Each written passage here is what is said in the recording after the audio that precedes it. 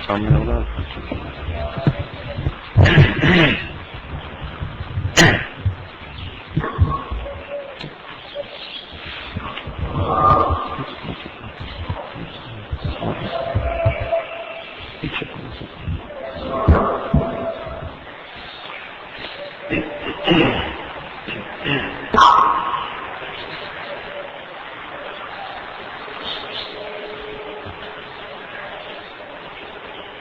शांत एकाग्र होकर स्थिर और तनाव से रहित होकर अनंत परमात्मा का इसके नाम ओम के उच्चारण से स्मरण करेंगे।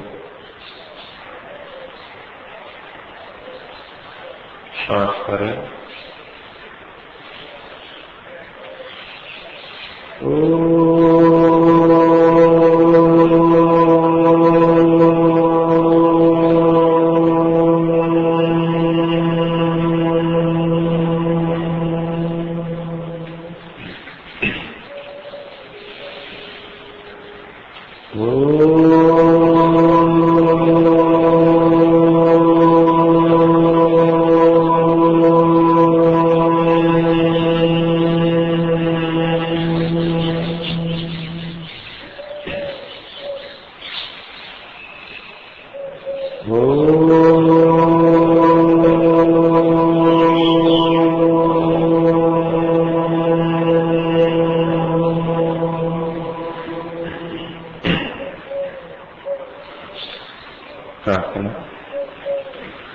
ईश्वर तुम दया करो, तुम बिन हमारा कौन है। ईश्वर तुम दया करो, तुम बिन हमारा कौन है। दुर्बलता दीनता हरो, तुम बिन हमारा कौन है। दुर्बलता दीनता हरो, तुम बिन हमारा कौन है। ईश्वर तुम दया करो, तुम बिन हमारा कौन है। ईश्वर तुम दया करो, तुम बिन हमारा कौन है। तेरा भजन तेरा मनन, तेरी ही धुन तेरी लगन। तेरा भजन तेरा मनन, तेरी ही धुन तेरी लगन। तेरी शरण में आए हम, तुम बिन हमारा कौन है। तेरी शरण में आए हम, तुम बिन हमारा कौन है। ईश्वर तुम दया करो, तुम बिन हमारा कौन है। ईश्वर तुम दया करो, तुम बिन हमारा कौन है। तेरी दया को छोड़ कर कुछ भी नहीं हमें खबर। तेरी दया को छोड़ कर कुछ भी नहीं हमें तो जाने हम किधर, तुम बिन हमारा कौन है। जाने तो जाने हम किधर, तुम बिन हमारा कौन है। ईश्वर तुम्हीं दया करो, तुम बिन हमारा कौन है। ईश्वर तुम्हीं दया करो, तुम बिन हमारा कौन है। तुम बिन हमारा कौन है। तुम बिन हमारा कौन है। समुपस्थित सज्जनों, मातृशक्ति और ब्रह्मचारी, केनोपनिषद के दूसरे खंड का प्रकरण चल रहा है, जिसमें तवलका ऋषि ने अपने शिष्य को ये समझाया कि तुम जो ईश्वर के बारे में जानते हो वो बहुत थोड़ा जानते हो, और जो जानते हो वो तुम्हारे लिए मीमांसा है। अभी उसकी और मीमांसा करो और विवेचना करो। फिर उन्होंने कहा कि जो मैं जानता हूं वो भी अच्छी प्रकार से जान लिया गया है, पूरा जान लिया गया है, ऐसी बात नहीं है। लेकिन इसका यह भी मतलब नहीं कि मैं ईश्वर के बारे में कुछ नहीं जानता, कुछ जानता भी नहीं। फिर उन्होंने कहा कि ये मेरी ही बात नहीं, और भी जो मेरे जैसे व्यक्ति हैं, ऋषि हैं, वो भी कोई परमात्मा को पूरा पूरा नहीं जान पाए हैं, सुविदित नहीं हो पाए हैं, लेकिन फिर भी वो परमात्मा के बारे में बहुत कुछ जानते हैं। अब शिष्य को वो और आगे उपदेश दे रहे हैं कि ये जो परमात्मा को जानना है, ये अच्छी प्रकार से जानना, जितना हम लोगों ने जाना है उतना कैसे संभव है, और किस ज्ञान से हम मुक्ति को प्राप्त कर सकते हैं। परमात्मा की प्राप्ति के लिए परमात्मा का ज्ञान हम चाह रहे हैं, तो वो ज्ञान वास्तव में कौन सा होगा जो हमें मुक्ति तक पहुंचाएगा। उसके लिए इन्होंने श्लोक कहा, प्रतिबोध विदितम मतम अमृतत्वम ही विन्दते। प्रतिबोधेन विदितम प्रतिबोध विदितम। प्रतिबोध के द्वारा जो जाना गया है। बोध का मतलब सामान्य ज्ञान होता है, जो कि हम इंद्रियों के माध्यम से प्राप्त करते हैं, देख करके, सुन करके। और जो ज्ञानेंद्रियों से जिस ज्ञान को प्राप्त करते हैं वो बोध है। ऋषि अपने शिष्य को कह रहे हैं कि जो ज्ञान तुमने अभी तक पाया है परमात्मा के बारे में, वो बोध है। तुमने सुना है परमात्मा के बारे में, तुमने इस सृष्टि को देखा है, उस सृष्टि को देख करके कुछ निष्कर्ष निकाले हैं, इस व्यवस्था के पीछे कोई शक्ति, कोई संचालक, बुद्धिमान संचालक अवश्य होना चाहिए। ये जो जितना सारा ज्ञान पाया है ये बोध है। लेकिन परमात्मा को यदि पाना है तो प्रतिबोध करना होगा। और कहा, प्रतिबोध विदितम ज्ञान अमृतत्वम ही विन्दते। इस प्रतिबोध के द्वारा जो ज्ञान प्राप्त किया जाता है वो अमृतत्व को, मुक्ति को, अमरत्व को प्राप्त कराता है। तो प्रतिबोध का अर्थ है वह ज्ञान जो व्यक्ति अंतर्मुखी होकर के प्राप्त करता है। एक वो ज्ञान है जो हम इंद्रियों से बहिर्मुखी होकर पाते हैं, ये बोध हुआ।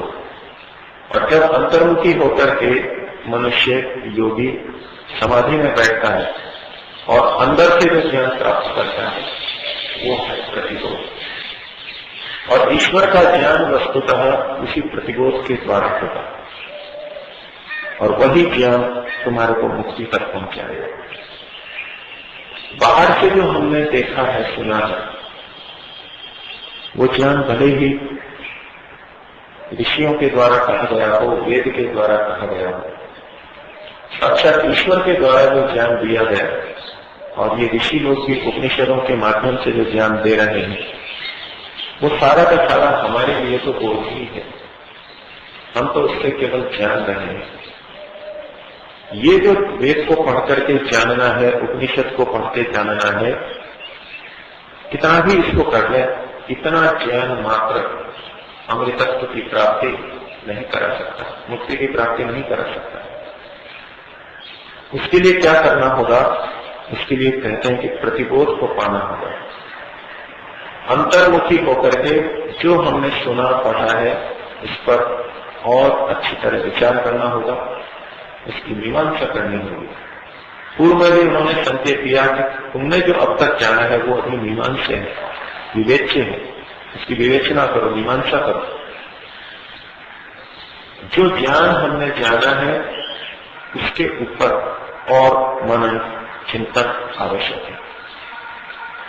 जैसे ध्वनि और प्रतिध्वनि शब्द हम सुनते हैं, उत्तर और प्रत्युत्तर शब्द सुनते हैं, तो ध्वनि जब निकली मुख से और दीवार से या कुएं से अथवा पर्वत से टकरा करके लौट करके आई, उस ध्वनि के ऊपर भी जब ध्वनि आती है, ध्वनि की भी जब ध्वनि होती है, उसे प्रतिध्वनि कहते हैं। प्रत्युत्तर है कि उत्तर का भी जो उत्तर दे दिया जाए उसको प्रत्युत्तर कहते हैं, पलट करके उत्तर दें। तो जो बोध हमने प्राप्त किया है देख करके, सृष्टि को देख करके अथवा वेदादि उपनिषद आदि शास्त्रों को पढ़ करके, उस बोध का भी बोध करना है। उस बोध के ऊपर भी प्रश्न उठा करके विवेचना करनी है, मीमांसा करनी है, फिर जो निकलेगा वो होगा प्रतिबोध। और ये प्रतिबोध अंतर्मुखी होकर के एकांत में बैठ करके चिंतन मनन से आएगा। और ये हर व्यक्ति को अपना अपना करना होगा। ये दूसरे के द्वारा दिया गया प्रतिबोध भी, उनका जो अपना प्रतिबोध है, उन्होंने जो अनुभव किया वो हमको बताएंगे तो भी हमारे लिए तो वो बोध ही होगा।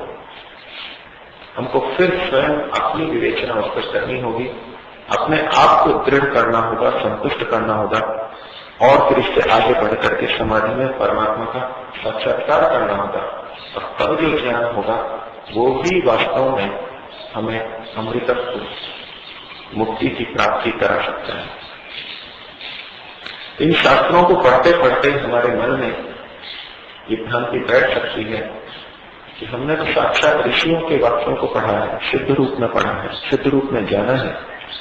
हमने तो साक्षात ईश्वर के वाक्यों को, वेद के वाक्यों को पढ़ा है, समझा है, तो हमारे को तो शुद्ध ज्ञान हो ही गया होगा और ये शुद्ध ज्ञान हमारे को मुक्ति तक पहुंचा देगा। न्याय दर्शन के अंदर प्रमाणों का विषय है और उस प्रसंग में उन्होंने एक बात उठाई कि अंतिम प्रमाण कौन है जो कि हमें पूरी तरह संतुष्ट कर देता है। प्रमाण का मतलब जिससे हम जानते हैं, जिससे ज्ञान होता है, उसे प्रमाण बोलते हैं।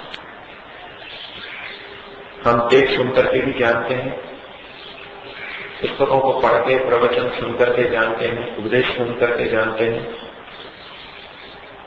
अनुमान से भी जानते हैं।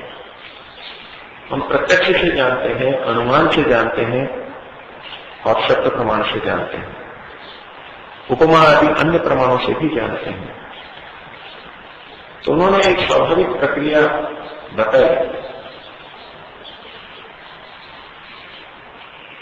और वो हम आज भी अपने जीवन के अंदर देख सकते हैं, देखते हैं।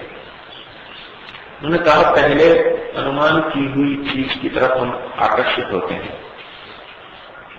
पहले हम सुनते हैं किसी वस्तु के बारे में, यानी शब्द प्रमाण का प्रयोग करते हैं, ये वस्तु ऐसी ऐसी है, इस संदर्भ में लेंगे तो परमात्मा के बारे में हमने सुन लिया, परमात्मा ऐसा ऐसा है,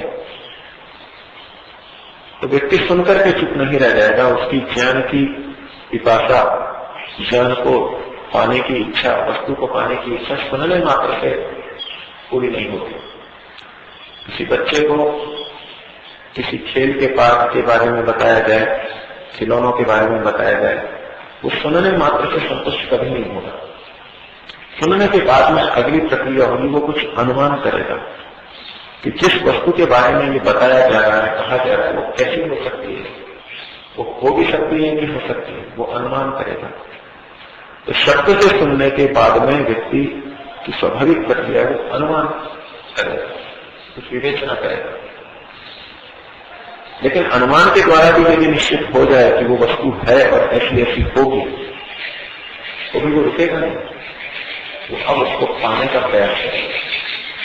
बस जिस दिन वो उसको पा लेगा, तब उसकी उस वस्तु की खोज, उसको जानने की इच्छा समाप्त हो जाएगी। जब वस्तु प्रत्यक्ष हो गई, पूरी तरह उसके बारे में जान लिया, तो अब न तो उसके लिए शब्द की आवश्यकता है, न अनुमान की आवश्यकता है। प्रत्यक्ष के आगे और किसी प्रमाण की आवश्यकता नहीं है। तो किसी वस्तु को जानने की प्रक्रिया प्रत्यक्ष पर जाकर के समाप्त हो जाती है। तो ऋषि उसी को आधार बना करके यहाँ पर उनको कह रहे हैं कि जो तुमको बोध हुआ है प्रत्यक्ष से, अनुमान से, सामान्य रूप से सुन करके, अनुमान से और बाह्य इंद्रियों से प्रत्यक्ष करके, बाह्य इंद्रियों से प्रत्यक्ष करके भी जो हमने ईश्वर को जानने का प्रयास किया, वो अनुमान के द्वारा किया। अनुमान हमेशा प्रत्यक्ष पूर्वक ही होता है। हमने सृष्टि की वस्तुओं को प्रत्यक्ष में देखा और उसके पीछे छुपे परमात्मा का अनुमान किया। ये परमात्मा का प्रत्यक्ष नहीं हुआ। तो बाह्य इंद्रियों से भी जो हमने देखा, जाना, सुना, वो शब्द प्रमाण के अंदर, अनुमान प्रमाण के अंतर्गत आया। तो ऋषि कहना चाहते हैं कि इतना बोध मात्र तुमको अमृत तत्व की प्राप्ति नहीं करा सकता। तुम चाहे जिंदगी भर पढ़ते रहो या जन्म जन्मांतर तक पढ़ते रहो, सुनते रहो, अनुमान करते रहो, कैसे होगा? उसके लिए कहा प्रतिबोध विदितम मतम अमृतत्वम ही विन्दते। प्रतिबोध के द्वारा विदित किया गया वो परमात्मा जाना गए जो बुद्धि बनेगी, वही अमृतत्वम ही विन्दते, अमृतत्व को प्राप्त कराती है। और क्या होता है वहां पर इस प्रक्रिया के अंदर? उसको अगली पंक्ति में कहा आत्मना विन्दते वीर्यम विद्या विन्दते अमृतम। जब वो इस प्रतिबोध की प्रक्रिया में जाता है, अंतर्मुखी होता है, तो आत्मा के द्वारा वो बल को प्राप्त करता है। आत्मा के यहाँ दोनों तात्पर्य दिए जा सकते हैं। पहला, वो स्वयं अपनी आत्मा के द्वारा बल को प्राप्त करता है, स्वयं अपने आप बल को प्राप्त करता है। अब दूसरों का बल, दूसरे मनुष्यों का बल, दूसरे मनुष्यों का ज्ञान, दूसरे मनुष्यों की प्रेरणा यह काम नहीं करती। बाहर की प्रेरणा, बाहर का ज्ञान एक सीमा तक काम करेगा। उसके बाद में जब ये प्रतिबोध की प्रक्रिया में जाएगा तो आत्मना विन्दते वीर्यम, वो स्वयं अपने आप बल को प्राप्त करेगा। और ये उसका अपना अनुभव होगा, स्वयं उस दृढ़ता को प्राप्त करेगा। आत्मना विन्दते वीर्यम। और आत्मा का अर्थ यहाँ दूसरा परमात्मा भी लिया जा सकता है कि जब वो प्रतिबोध की प्रक्रिया में जाएगा, समाधि तक पहुंचेगा, तो परमात्मा के द्वारा उसको बल दिया जाएगा, परमात्मा के द्वारा उसको बल प्राप्त होगा। और उससे उसको इतनी दृढ़ता आएगी, इतनी निश्चितता आएगी कि वो इसी रास्ते पे चलेगा और आगे चल करके इसी ज्ञान के द्वारा, परमात्मा के द्वारा प्रदत्त ज्ञान के द्वारा विद्या विन्दते अमृतम, और उसी ज्ञान से वो अमृतत्व को प्राप्त करेगा। तो स्वयं को जानने की प्रक्रिया है, स्वयं को स्वयं जाने। बाहर का जितना उपयोग था उतना लेना आवश्यक है, लेकिन उसके बाद में स्वयं इसके ऊपर मनन, स्वयं इसका साक्षात्कार करना आवश्यक है। और वास्तव में वही हमारा प्रयत्न ईश्वर की तरफ, अमृतत्व की तरफ हमको लेकर के जाएगा। तो इसको सुनकर के शिष्य के मन में ये विचार उठा कि ठीक है, ये मनन चिंतन मैं करूंगा, अंतर्मुखी होकर के बैठूंगा। अभी तो मैं अध्ययन कर रहा हूं, अभी तो मैं युवा हूं, गृहस्थ में जाऊंगा, समाज के लिए कार्य करूंगा, राष्ट्र को अच्छी संपत्ति दूंगा और फिर वापस और संन्यास में जाकर के ये सब कार्य करूंगा। तो ऋषि उसको सावधान कर रहे हैं, इतनी दूर की मत सोचो, अभी इसके लिए प्रयत्न करना आवश्यक है, अभी से प्रयत्न शुरू करो। जिस भी आश्रम में हो, जिस भी स्थिति में हो, उसी के लिए प्रयत्न करो।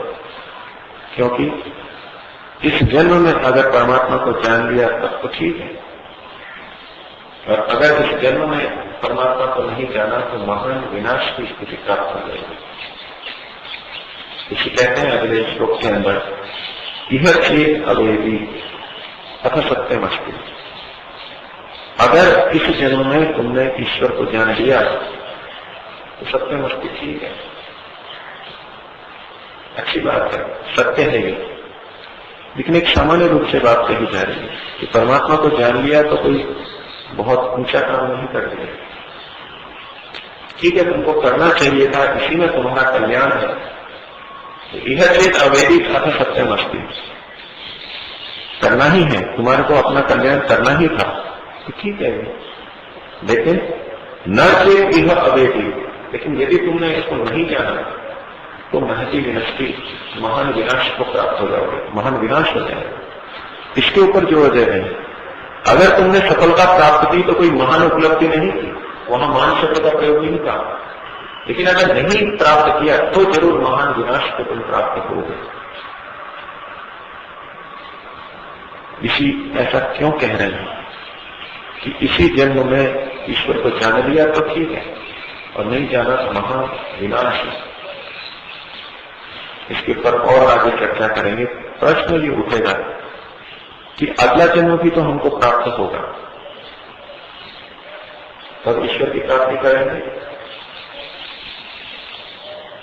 फिर मनुष्य जन्म मिलेगा, फिर प्रयास करेंगे। इसमें महान विनाश की क्या बात है? जिन कर्मों को हमने किया है, शुभ कर्मों को किया है, वो तो हमारे हैं, वो अगले जन्म में भी जाएंगे। जिन अच्छे संस्कारों को हमने इस जन्म में पाया है, वो अच्छे संस्कार भी अगले जन्म में जाएंगे और हमको उस दिशा की तरफ बढ़ाएंगे। तो परमात्मा न्यायकारी है और सारी व्यवस्थाएं उसकी हैं, निश्चित हैं, तो महान विनाश की क्या बात है? तो हमको मिलना ही है। जो हमने कमाई की है अध्यात्म की, पुण्य की, धर्म की, वो तो कहीं जाने वाले नहीं, विनाश किस बात है? प्रश्न उठेगा। लेकिन ऋषि कहते हैं कि अगर किसी जन्म में नहीं पाया ईश्वर को तो महान विनाश है, और इसके लिए वो उपाय बता रहे हैं किस तरह से करके व्यक्ति वहां तक पहुंचता है। तो कहते हैं भूतेश विचिंत्य धीरा। जो धीर लोग होते हैं, धैर्यवान होते हैं, वो भूतेश विचिंत्य, भूत में, प्राणी में विचार करके, हर प्राणी को देख करके, और ये भूत जगत, भौतिक जगत, पृथ्वी जल आदि यानी कार्य जगत, इसको भी देख करके, जड़ जगत को और चेतन जगत को, इन सबको देख करके, सबको देख करके, भूतेषु विचिंत्य न कह करके कहा, भूतेषु विचिंत्य, इन सबको देख करके, विचार करके, धीरा धीर लोग, प्रेत्य अस्मात् लोकात् प्रेत्य, इस लोक से जाकर के यानी मृत्यु के बाद अमृता भवंती, अमृत हो जाते हैं, अमर हो जाते हैं। एक तो सामान्य दृष्टि से हम इस वाक्य को देख लें कि ऋषि ईश्वर प्राप्ति की महत्ता को बताना चाह रहे हैं और मनुष्य जन्म की बहुत महत्ता को बताना चाह रहे हैं। नहीं तो ये मनुष्य जन्म खो दिया, हम जो अवसर मिला इसको खो दिया। मनुष्य जन्म का उद्देश्य ही, अंतिम उद्देश्य ही ईश्वर की प्राप्ति है, और अगर वो नहीं हो पाया इस जन्म में, तो ये महान विनाश की स्थिति है। इसी के तात्पर्य को और आगे विचारने का प्रयास करेंगे, क्यों ऋषि इसकी गंभीरता को बता रहे हैं। लेकिन इतना तो वो मानते हैं कि हमको इसी जन्म के अंदर ईश्वर की प्राप्ति करनी चाहिए, इसके लिए प्रयास करना चाहिए। और ये तभी संभव है जब हम अधिक से, जिस भी स्थिति में हो, अधिक से अधिक प्रयास करने लगे। और प्रयास को हमारा प्रतिबोध कर, हम बोध तक सीमित न रह जाए, बोध से भी संतुष्ट न हो जाए, बुद्धि से जो हमने ज्ञान प्राप्त किया है उसी तक सीमित न हो जाए, प्रतिबोध की तरफ जाए, कुछ मनन करें, निधिध्यासन करें और साक्षात्कार करें। यही ऋषि की प्रेरणा है। 3 बार उनका उच्चारण करेंगे, ईश्वर से प्रार्थना करेंगे कि मैं भी अपने जीवन में बोध से प्रतिबोध की तरफ बढ़ूं, बोध की जितनी उपयोगिता है उसको उसी रूप में देखूं। इस बाह्य ज्ञान से ही सब कुछ हो जाएगा, ये भ्रांति मेरे मन में न रहे। मैं स्वयं का साक्षात्कार करूं, मैं स्वयं परमात्मा का साक्षात्कार करूं और उस बोध को प्राप्त करके मृत्यु के बाद उस अमर तत्व परमात्मा को पा सकूं। श्वास करें।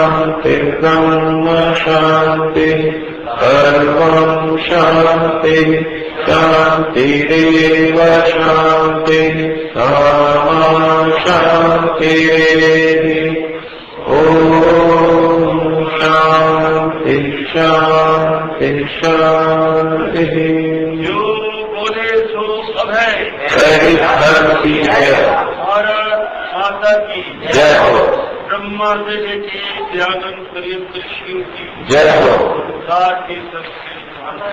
जय हो, पारण हो।